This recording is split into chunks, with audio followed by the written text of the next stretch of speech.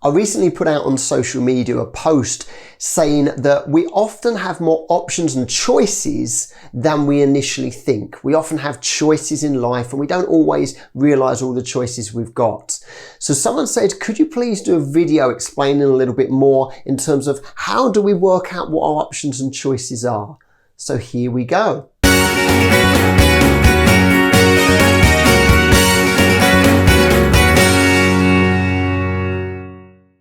So in response to that comment, first of all, one thing to know is when emotions are high, logic is low. Let me repeat that. When our emotions are high, our logic is low. In other words, if there is some challenge currently going on in your life and you feel particularly angry, sad, depressed, something like that, when those emotions are really high, we often can't use certain parts of our brain. We can't think logically. So therefore, we might have all the different choices available to us, but we can't see them because we're just thinking one way. We're just thinking about how that person has been mean to us, or, it's this way of working or something like that. So we close off a lot of our options. So what we want to try and do sometimes is come back, reflect. When emotions are lower, then we can look at options and choices.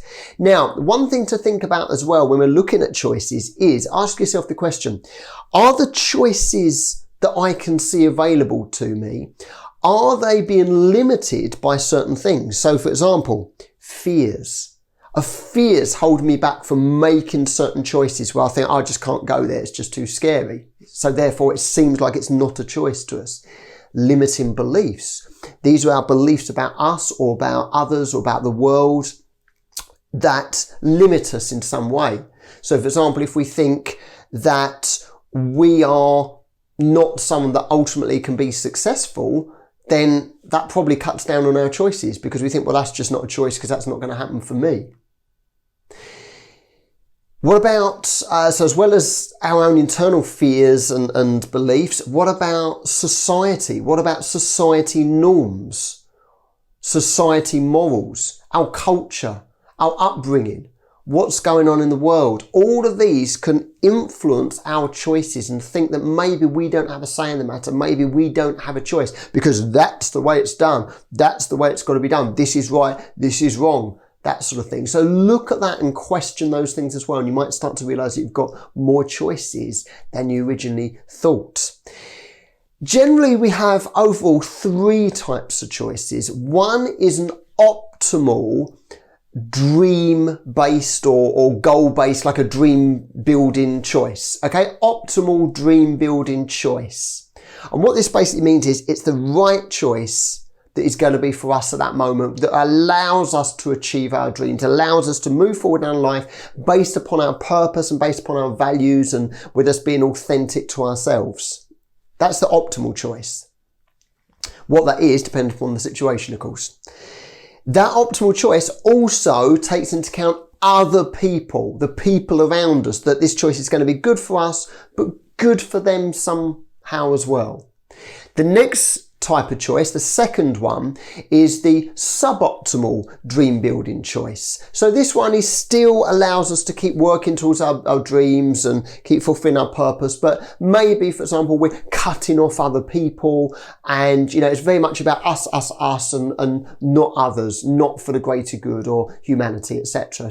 So, that could be a choice. The third one is to do nothing.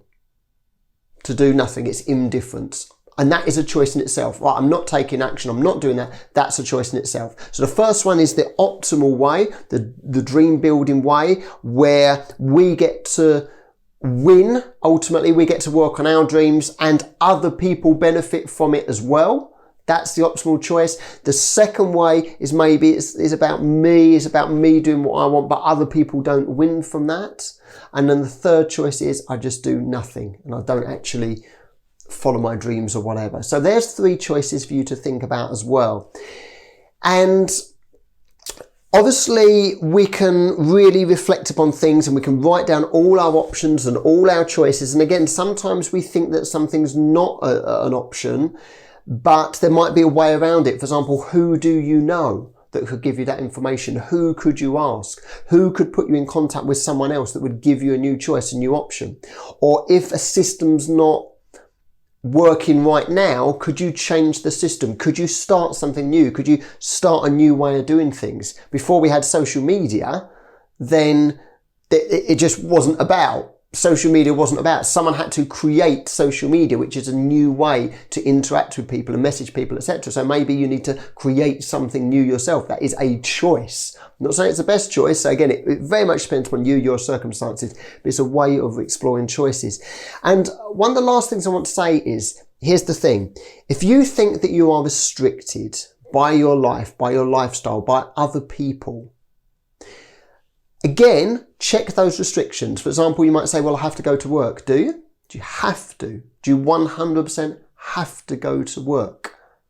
Well, yeah, but I want the money. Okay, so that's fine, but you didn't have to go to work. It's because you want the money. Are there other ways of getting money? Could you change the job? So often we say, oh, I have to do this, but it's not actually true. But here's the thing, even if we felt that we were really restricted, even if we were in prison or something like that, and a lot of our freedoms and our choices get taken away from us, there is always one last freedom. And this comes straight from a great book called Man's Search for Meaning. And it is by a guy called Viktor Frankl. And he was a Jew that was involved, unfortunately, in the concentration camps, and he made it through without being killed. And he developed various psychological systems. And one of the things he said in that powerful book was that he realized that those Nazis could do anything to him that he couldn't necessarily stop, but they couldn't control what he thought up there. So your mindset, your thoughts, the meaning you give to something is your last freedom in a way. It's always there, if providing your mind's working okay, your brain is functioning properly. So therefore, in terms of choices and options, we can always choose the meaning we give to things. So even when things are happening to us, we can choose the meaning we give to things. Sometimes we think we're in a bad situation, and I've helped clients look at it in a total different way, where they see the beauty of that situation. They were just seeing all the negatives, now they see the positives.